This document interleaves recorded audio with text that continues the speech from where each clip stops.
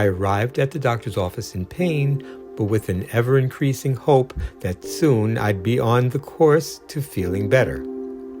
Little did I know that I'd first have to face some primal embarrassment. It was when a nurse led me to Dr. Urologist's examination room that I saw it. I truly believed that only the female gender used those spread-em-wide stirrups connected to the foot of the table. As I changed into a hospital gown, I slowly realized this was not the case. Dr. Yu instructed me to lie down and put my legs in the holsters. I understood that this was necessary to perform a thorough examination, but it was also to convenience the doctor.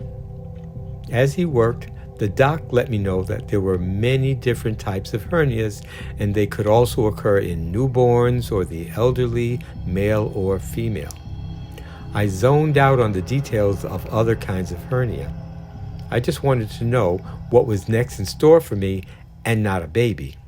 I wonder if his mention of baby hernia was some snide joke. Nah, couldn't be. After the doctor finished, thank God, Dr. Yu confirmed that I had an inguinal hernia and a simple surgical intervention would be necessary to repair it. He said, with a smile, that the bowel that was pushing through the membrane was reducible, or could be pushed back in place. In any case, surgery would repair it.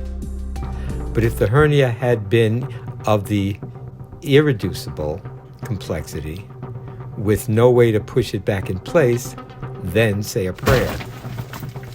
This situation could have turned into a medical emergency because of the choked-off blood supply to that area. Dead or gangrenous bowel development is possible in as little as 6 hours. In other words, there was the possibility that had I waited much longer before getting it taken care of, it might have killed me. That would have made for a bad day, so I agreed to the procedure. About 2 days later, I'm sitting in a hospital bed, waiting to see what happens next. A pretty nurse told me that I would have to be shaved down there as a precaution against infection.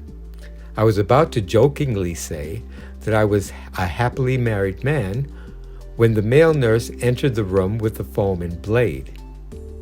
Isn't there some rule that a female nurse is supposed to be handling the equipment?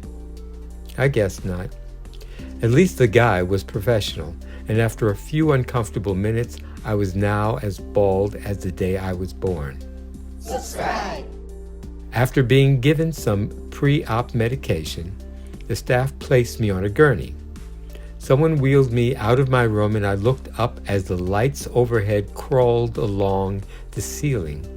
Once in the operating room, I was told by Dr. Yu that I'd get gas and please count backwards from 100.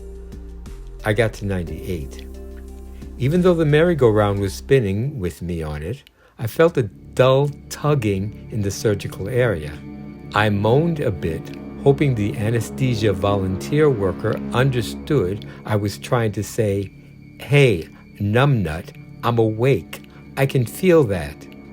It seemed he understood because he soon placed a needle in my IV, and suddenly my trip to the circus became happy again. When I finally woke, I found myself bandaged up. I was curious about the incision, but I was pretty sore, so I decided not to move much.